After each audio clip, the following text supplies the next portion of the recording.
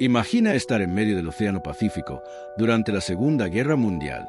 La tensión es constante, el enemigo puede estar debajo del agua, silencioso, invisible. Un destructor escolta norteamericano, el USS England, patrulla en solitario, y en apenas 12 días logra hundir 6 submarinos japoneses. Una hazaña que jamás fue igualada en toda la guerra. ¿Cómo lo hizo? No estamos hablando de un buque insignia ni de una nave gigantesca. No tenía los cañones más grandes ni el blindaje más fuerte. Pero sí tenía algo que pocos barcos tenían: una tripulación comprometida, una tecnología antisubmarina de vanguardia y una determinación que desafió las probabilidades. En este video, te voy a contar cómo el USS England se convirtió en el destructor de submarinos más letal del Pacífico. Vamos a revivir los enfrentamientos uno por uno, conocer las tácticas que emplearon, los errores del enemigo y las decisiones clave que marcaron la diferencia. ¿Qué se siente estar al mando de un barco que cambia el curso de la guerra bajo el mar? ¿Qué riesgos enfrentaron? ¿Y por qué esta historia quedó casi olvidada durante décadas? Prepárate, porque esto no es solo historia naval. Esto es una historia de coraje, estrategia y precisión quirúrgica bajo presión. El USS England, de 635, fue un destructor escolta de la clase Buckley, una serie de barcos diseñados específicamente para tareas de escolta antisubmarina durante la Segunda Guerra Mundial. Fue bautizado en honor al insigne 11 England, un joven oficial de la Marina de los Estados Unidos que perdió la vida en el ataque a Pearl Harbor, intentando salvar a sus compañeros atrapados en la nave USS Oklahoma. El nombre del buque ya llevaba consigo una historia de sacrificio y valentía, pero lo que vendría después superaría cualquier expectativa.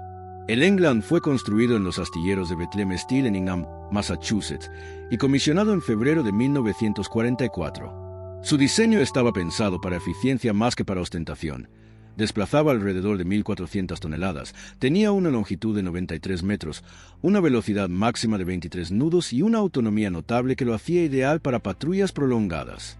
Estaba equipado con sonar, radar, cañones antiaéreos, cargas de profundidad y, sobre todo, el novedoso sistema de lanzamiento de proyectiles Hayhawk, una innovación británica que sería clave para su éxito. La tripulación estaba conformada por unos 200 hombres, jóvenes, en su mayoría, con poco más de 20 años, provenientes de todos los rincones de Estados Unidos. Lo que les faltaba en experiencia lo compensaban con una disciplina férrea y una disposición total a aprender. El entrenamiento era riguroso, enfocado especialmente en las maniobras antisubmarinas. Se practicaban simulacros día y noche, detección por sonar, respuesta rápida, cálculo de profundidad, lanzamiento preciso de armas. El comandante al mando durante las acciones más conocidas del USS England fue el teniente comandante Walton B. Pendleton. Bajo su liderazgo, la tripulación no solo se convirtió en una máquina coordinada de guerra antisubmarina, sino en una unidad cohesionada que confiaba plenamente en su cadena de mando y en sus compañeros. Pendleton no era un líder carismático en el sentido tradicional, pero tenía una claridad táctica inusual, y eso hacía que sus órdenes fueran ejecutadas sin vacilación. La rutina a bordo del England era intensa. No había descanso completo. Los turnos eran rotativos y siempre había que mantener el oído afinado al sonar o los ojos en las pantallas del radar. En cualquier momento, un contacto enemigo podía aparecer y todo cambiaba en segundos. A pesar de eso, los hombres encontraban maneras de sobrellevar la presión. Se compartían cartas, historias, esperanzas. Algunos llevaban fotos de sus familias en los bolsillos, otros escribían diarios escondidos en sus taquillas. Aunque era un barco pequeño comparado con los acorazados o portaaviones, el England tenía algo especial, una mezcla de humildad y propósito. Era un barco construido para cazar submarinos, pero lo que hizo no fue solo resultado de ingeniería o tecnología, fue resultado de una cultura de excelencia dentro de la Marina, una doctrina bien ejecutada y un grupo humano que supo actuar con decisión cuando la historia los llamó. Cuando el USS England zarpó hacia el Pacífico Sur, pocos imaginaban que iba a dejar una huella tan profunda en la historia naval. Era solo otro destructor escolta más en una guerra plagada de grandes nombres y grandes batallas. Pero en el corazón del océano, el England se forjaría una reputación que superaría incluso a los gigantes del mar.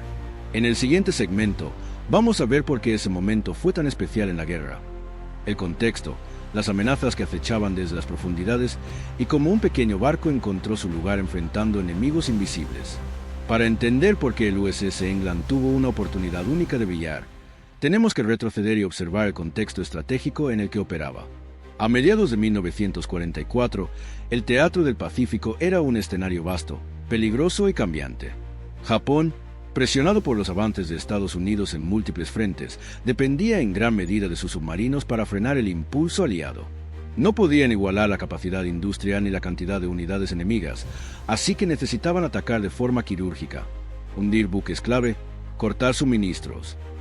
El problema es que, para entonces, la doctrina submarina japonesa arrastraba errores fundamentales. En lugar de centrarse en destruir convoyes logísticos, como lo hicieron con gran eficacia los submarinos alemanes en el Atlántico, la Marina Imperial japonesa utilizó muchos de sus submarinos para tareas de reconocimiento y para atacar unidades de combate mayores, algo extremadamente arriesgado y menos efectivo. A eso se sumaba una tecnología que comenzaba a quedar atrás. Sus sistemas de comunicación no eran tan seguros como pensaban y sus maniobras evasivas eran predecibles para la inteligencia. Mientras tanto, los estadounidenses habían comenzado a dominar el arte de la guerra antisubmarina. Su red de inteligencia había descifrado varios códigos enemigos y lograba interceptar mensajes cruciales. Equipos especializados analizaban patrones de movimiento, horarios de patrullas, áreas de reabastecimiento. Todo eso permitía anticipar con notable precisión dónde podía encontrarse un submarino japonés. En el plano táctico, los destructores escolta, como el USS England, estaban en constante evolución. Se mejoraron los sistemas de sonar activo y pasivo, se modernizaron los radares y se entrenó a las tripulaciones en técnicas más eficientes de persecución y ataque. Además, se implementaron nuevas armas antisubmarinas, como el Heiho, que analizaremos más adelante. Durante este periodo, se desarrolló una operación crucial, el intento japonés de proteger la isla de Buka, al norte de Bougainville, en las Islas Salomón. Para esto, enviaron una línea de submarinos que debían posicionarse estratégicamente como barrera contra posibles avances estadounidenses. Lo que no sabían es que la inteligencia aliada ya conocía sus movimientos. Esa cadena de errores fue lo que pondría al USS England directamente sobre la ruta de sus víctimas. Así se configuró el escenario, un mar plagado de amenazas invisibles.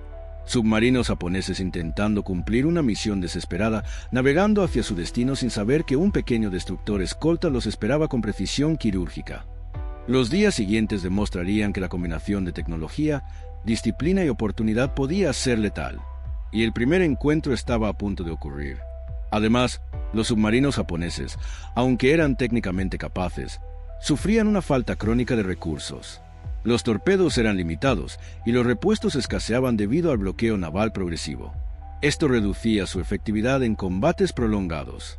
Los comandantes submarinos japoneses, aunque valientes, muchas veces eran enviados a misiones sin información precisa o sin apoyo logístico suficiente, lo que los dejaba vulnerables frente a buques como el USS England, que si contaban con apoyo, información. En contraste, la moral de las fuerzas estadounidenses en el Pacífico iba en aumento. Tras el éxito en Midway, la reconquista de islas y los avances sostenidos, la Marina había ganado confianza y experiencia. Los barcos no solo estaban mejor equipados, también estaban dirigidos por oficiales que entendían la nueva naturaleza de la guerra. Una guerra en la que el silencio del mar podía esconder una amenaza letal, y donde cada sonido detectado podía marcar la diferencia entre la vida y la muerte. Todo esto hacía del USS England un instrumento perfecto para su tiempo. No era simplemente un barco más, era una pieza dentro de un engranaje que funcionaba con precisión. Inteligencia naval, entrenamiento superior, tecnología efectiva y una tripulación que sabía lo que estaba en juego. No se trataba solo de patrullar. Se trataba de cazar, anticipar y eliminar amenazas antes de que pudieran hacer daño. La guerra submarina en el Pacífico era despiadada. No había segundas oportunidades, ni espacio para errores. Cada ataque requería coordinación perfecta, decisiones rápidas y nervios de acero. El USS England demostró que incluso en un mar lleno de enemigos invisibles, era posible encontrar, atacar y destruir, con una eficacia que cambiaría el curso de la campaña en esa región. Y así, con todo preparado, el USS England estaba a punto de enfrentarse cara a cara con su primer enemigo invisible.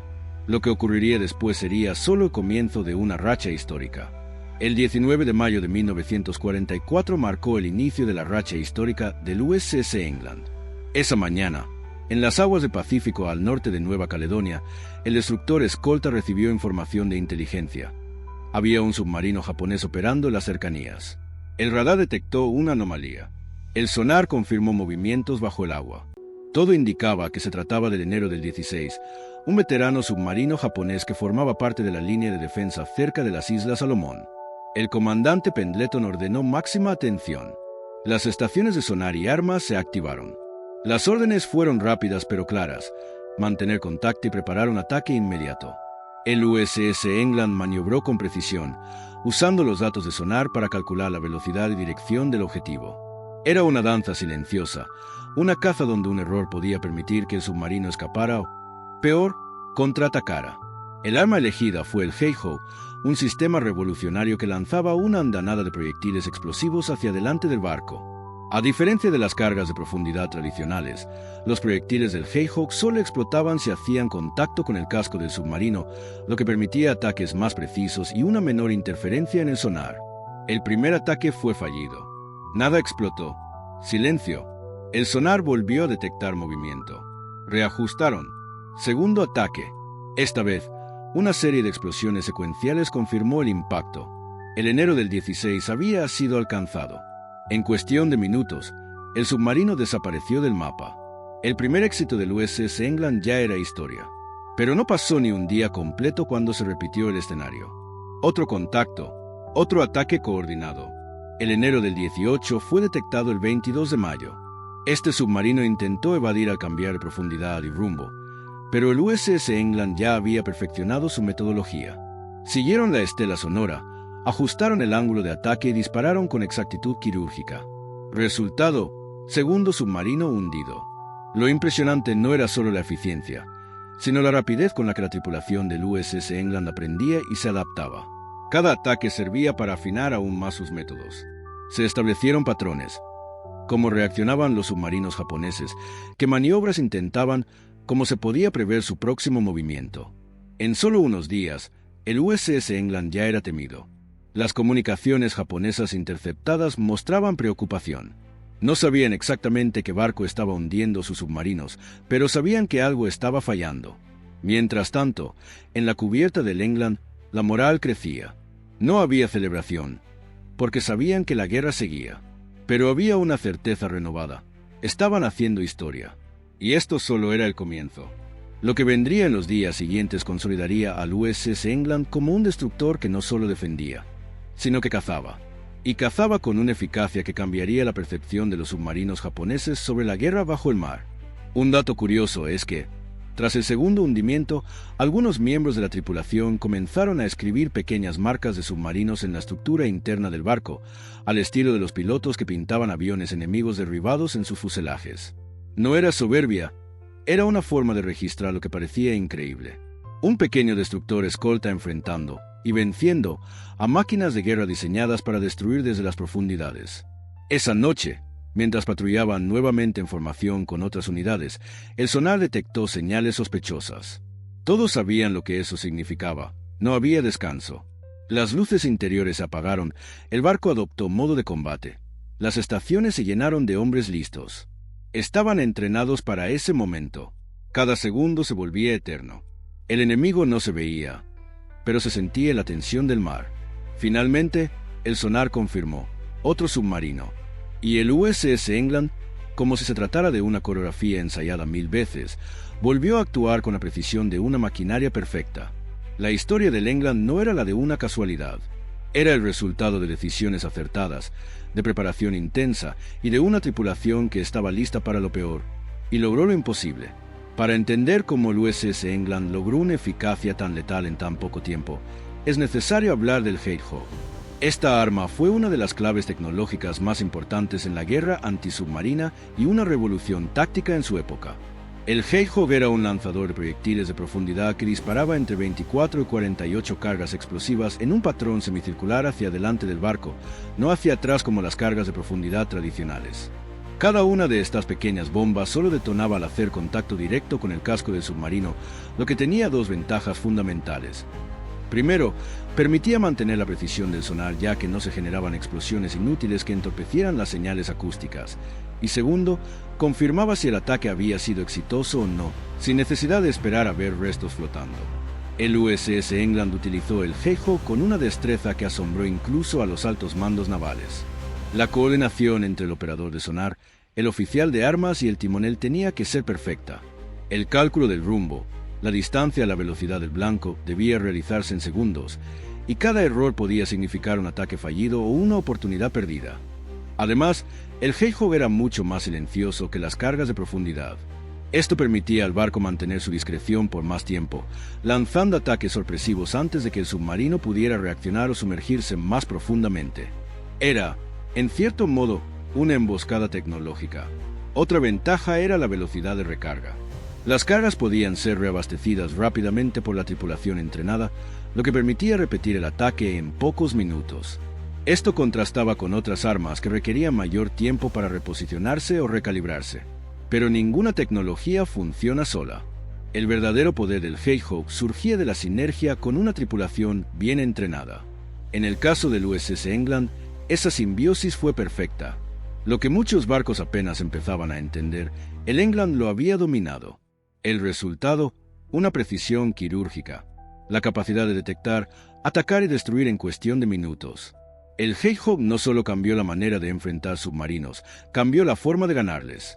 De hecho, después de los primeros hundimientos, otros buques comenzaron a solicitar orientación sobre cómo replicar las tácticas del USS England. Los reportes del capitán Pendleton y su equipo fueron analizados y convertidos en manuales operativos temporales por la Armada de los Estados Unidos. En otras palabras, el Hedgehog, combinado con la metodología del England, se transformó en una especie de protocolo de oro para misiones antisubmarinas en el Pacífico. Lo interesante es que el Hedgehog no era una tecnología secreta ni exclusiva.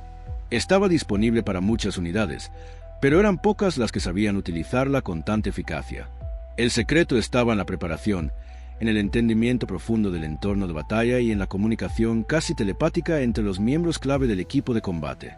Así, mientras el enemigo intentaba esconderse entre las sombras del océano, el USS England lo cazaba con la precisión de un cirujano.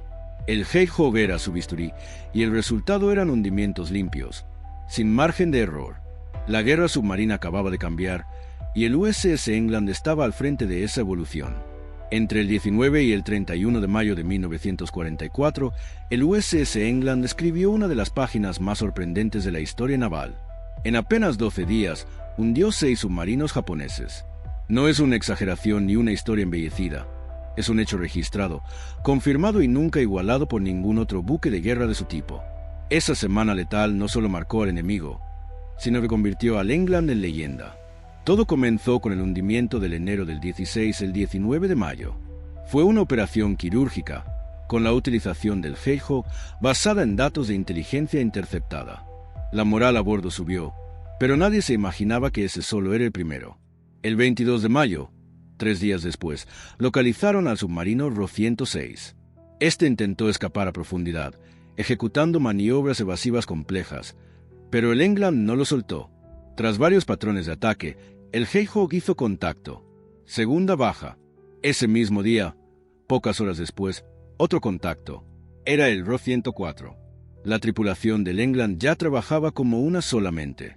El procedimiento era automático, pero no por eso menos tenso. Ajustaron ángulos, calcularon rumbo y otra vez, impacto confirmado.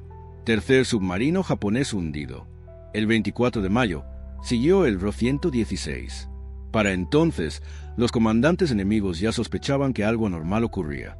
Los submarinos recibían advertencias sobre una zona especialmente peligrosa, pero las órdenes eran claras, debían continuar patrullando. El England interceptó al Ro-116 y lo neutralizó con precisión milimétrica. Luego vino el Ro-108, el 26 de mayo. Este era más escurridizo, y el combate duró horas. El submarino intentó esconderse en una capa térmica del océano, una técnica para confundir los sonares. Pero el equipo del England no cayó en la trampa. Usaron sonar activo intermitente, trazaron el patrón térmico del área y ajustaron el ataque. Resultado, otro submarino menos. El último, el Ro-105, apareció el 31 de mayo. Este submarino representó el mayor desafío. Su comandante era experimentado y su intención era contraatacar. Durante el enfrentamiento, incluso se intentó lanzar torpedos contra el USS England, sin éxito. El destructor maniobró, evitó el peligro y cerró la persecución con una andanada final de Hedgehogs que acabó con el sexto y último objetivo. 6 submarinos en 12 días. No hay precedente. Ningún destructor escolta en la historia logró semejante hazaña. El récord quedó registrado oficialmente por la Marina de los Estados Unidos y hasta el día de hoy se sigue estudiando en academias navales como un caso excepcional de guerra antisubmarina. Los marineros del England no se jactaban de su éxito. Sabían que cada hundimiento era también una tragedia humana, pero cumplían con su deber con profesionalismo y precisión.